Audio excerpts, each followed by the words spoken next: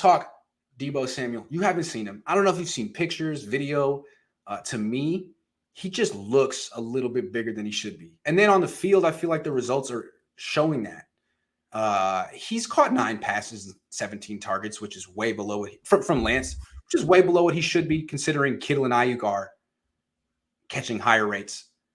He's tried to run deep a lot of times and hasn't made. When he has made separation, he's dropped the ball. Other times he hasn't gotten open. I don't know. I mean, it's understandable. He was in a holdout. It was a whole ordeal all offseason. But I'd hate to think that he's the kind of player that was, in pursuit of a bag, not in pursuit of perfection. Because we grew up on Jerry Rice. And Jerry Rice was the kind of guy who was a legendary practicer. It meant something for him to dominate practices and to be in shape all the time because he was in pursuit of perfection. And to me, that's what we thought Deebo was going to be. And I'm not saying he's not, but dude, you had 0 catches today. Like, I didn't cover Jerry Rice, but I think he would have been pissed if he had a practice like that. And are you? Because you haven't done it yet. Like, show up. Where are you? I'm looking for you. I don't see you. Ayuk's there. Kittle's there. Where are you? You're the best player on the team. They freaking need you, man. If you're going to be like, okay, Deebo, this team's going nowhere. So I don't know. They got a month. He's got a month. But this is like, to me, maybe the biggest story in camp. And no one wants to talk about it because how do you really talk about someone's weight and all this stuff? But it's like, I don't know, man. Deebo, play well. Yeah, I think this certainly should be a bigger story, but I'm going to try to give him the benefit of the doubt here. I think it's probably hard to work out fully while also trying not to get injured because you do want the bag. And the bag's important. I mean, at the end of the day, that's lifetime generational wealth that he's trying to get. You really can't risk it. And so it's like, yeah, you're doing some things to stay not completely out of shape, but you can't go crazy. You can't throw on cleats and get on turf and risk a foot injury, right? So I'm hoping that, all right, now that they got it figured out, he's obviously working as hard as he can. There's no worry anymore. And that he gets in shape by week 1, which I think he will. But if he doesn't, and he has a setback from an injury, God forbid, this could be 2020 all over again. So hopefully he can stay healthy while he's getting in shape. And so that way he's just fully ready for the season and can hit the ground running because they are going to need Deebo Samuel. I mean, he's a difference maker.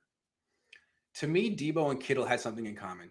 Like young on the first contract Kittle, first contract Deebo, they were 2 of the most violent offensive players in the league. And they were 2 of the hungriest offensive players in the league. And just watching them was like, wow, these guys are throwbacks. They'll do whatever it takes. They're ultimate team players. And then they get paid. And I don't know about Deebo, but I know with Kittle, still a great player. But it's different now. He's a little bit older. He has to protect his investment. It's different. Still a great player. I don't want to see Deebo be like that. I want the old Deebo back because that Deebo was the MVP of the league, I thought. And if he's going to now be like in self-preservation mode, yikes, that's why maybe you should have traded him for Jameis Williams during the draft. I don't know. But look, this is why Bill Belichick doesn't invest in a lot of second, or he used to not invest in a lot of second contract guys. Like these are the rich guys. These are the guys that have to wonder, like, do I really love football? How much? Or if I do, like, have to weigh that against protecting your investment, which is your body's tough, man. You always want those guys who are out to prove themselves. Deebo, please be out to prove yourself because you have more to prove. Which, by the way, Shanahan's done a good job of building a team like that. Unfortunately, when you build a team like that, you do risk a lot of injury. And I got to be honest, I have a hard time figuring it or thinking that Deebo's all of a sudden not going to give 100% effort. I mean, this is a guy who you look at that Tennessee Titan game. I mean, that dude was dying on the field. And then again, the NFC Championship, I mean, this kid gives everything he has. He's the ultimate competitor. Once he's out there playing, I got to imagine he gives everything he has. But the difference, here's why I bring this up. It's not like we're talking about Nick Bosa, okay? Nick Bosa has injury issues too. but no one has ever, he's never come into camp being like, hey, Bosa's got 10 pounds on, I look like, right? He's not that guy.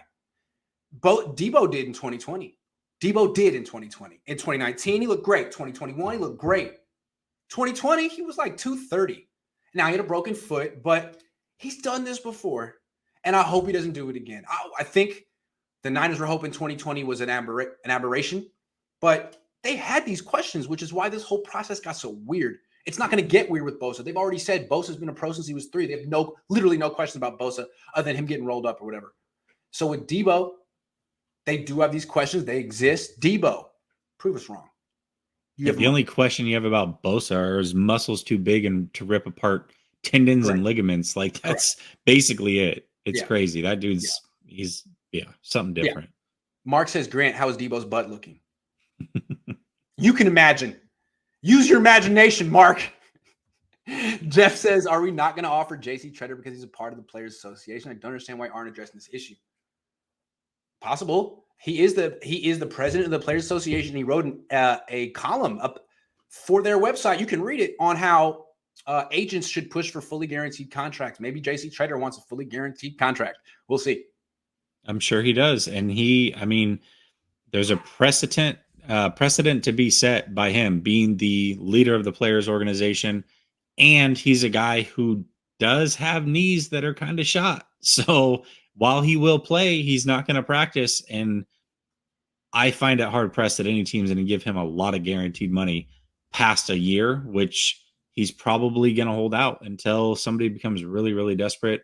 AKA the Bucks were very close today with their second center going down. I guess it was just cramps, but it could have been bad. Matthew Sanders says easy for Belichick to do that with the GOAT quarterback famous for distributing passes to the entire core. Brady would throw to a cheerleader if it meant a TD. Well, yeah. What's wrong with that? Of course he would. Yeah. What's wrong with that? Joe says, great camp coverage. I feel like Juice will have his best and most impacting season yet. Yeah, that's an underrated storyline. Just Juice getting the ball. That's all. Also, today, a lot of third down stuff, a lot of Juice on the field. It took him 6 years to figure out that he's a good blocker and receiver. Like, why is Hasty the third down HBU's check? That's 100%. Hasty? What? Hasty? I mean, Hasty's like explosive and stuff, but he never catches the ball or blocks anyone. So, like, he's freaking. Juice checks the guy, man. He should be.